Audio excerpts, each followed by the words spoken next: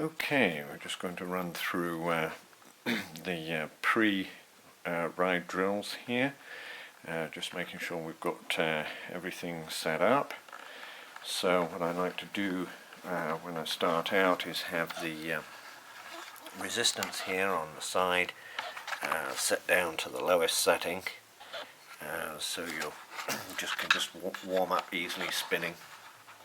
And then on the side here we've got the cadence meter, and so that allows the bike to measure the speed and how fast you're spinning the pedals.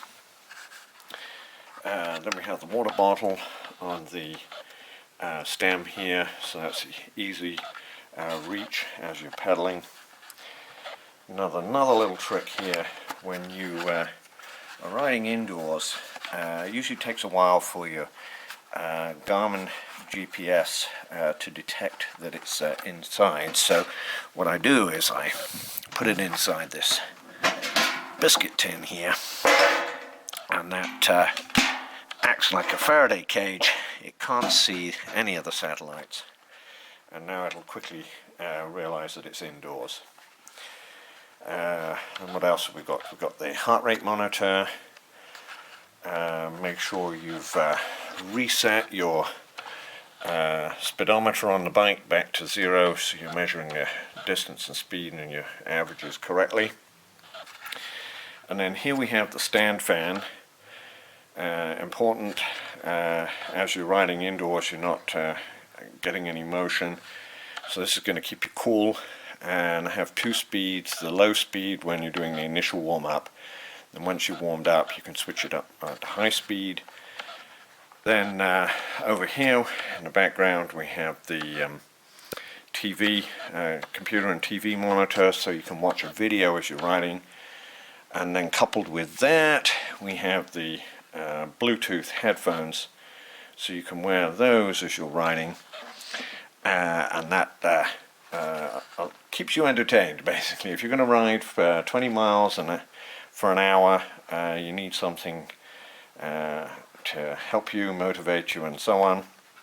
And of course there's some great biking videos out there, training videos. So that's the just the roundup of the drill before you get started and onto the bike, and then in a minute we'll switch and actually show you some riding.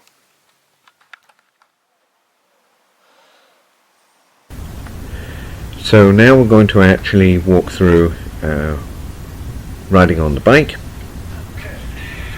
and using the step ladder here just to make it easier to control the bike and get onto the rollers. Get started. Part 1 of course covers all that.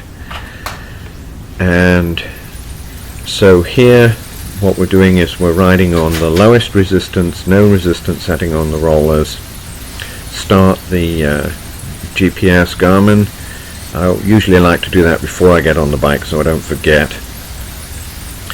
And so here we're warming up, riding a good high tempo and cadence.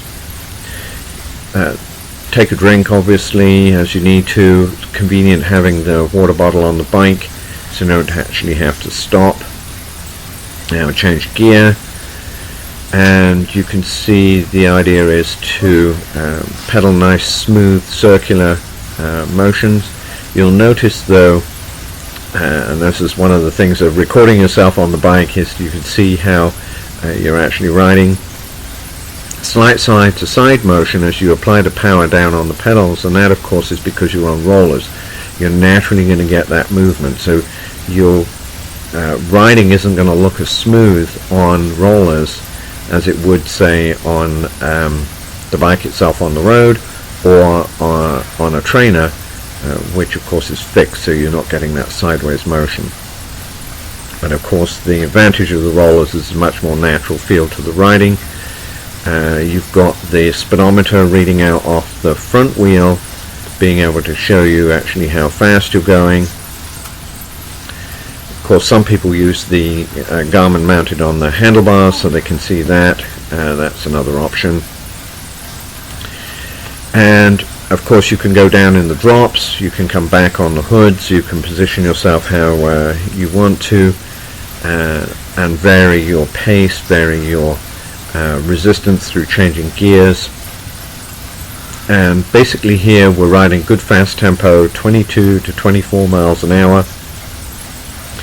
Get warmed up, ride anywhere from 6 to 8 miles like this, and then of course you can change your cadence, spin, and as part of your workout you may be wanting to do shorter segments. And here what we're trying to do is ride 20 miles in an hour at roughly 20 mile an hour average pace. So what we're going to do in a moment is stop and then change the resistance on the rollers to the medium setting, and that of course is going to make it harder to ride at a given pace, and so you can vary your workout accordingly. Now you can see I've moved forward onto the right forward onto the hoods, vary that position, so you can, just as you're on the road, vary that constantly. So now we've adjusted the resistance on the rollers. Obviously we had to get off to do that, so now we're going to get back on the bike and continue on for the second half of the ride. Now you can't see, but off to the right is the fan, and you can see now we're warmed up. We've actually pulled the sleeves up on the jersey, opened the neckline so you can have more cooling, and that helps you ride more power. Now power on these rollers, getting anywhere from 150 watts up to 200 watts that you can generate, and obviously for a short period you could go over 200 if you're doing particularly high cadence on a high resistance. But the limiting factor is basically how quickly you can sweat and dump heat out from the body, because obviously you can overheat. Now in the winter, the cold air in a basement with a fan, that's not so much of a problem. You can actually compute the power that you're using. If you don't have a power meter, there's formula out there on the web that you can look for. The Krytal rollers have some nice charts and graphs for the different diameter of roller size, viz miles per hour, how much power you actually need to generate to ride at that pace. So on these particular rollers, 26 mile an hour corresponds to about 220 watts, 20 miles an hour to about 160 watts. So in between, you can that gives you a guide, and these are 3.5 inch rollers. So all of that allows you to vary the workout that you're getting.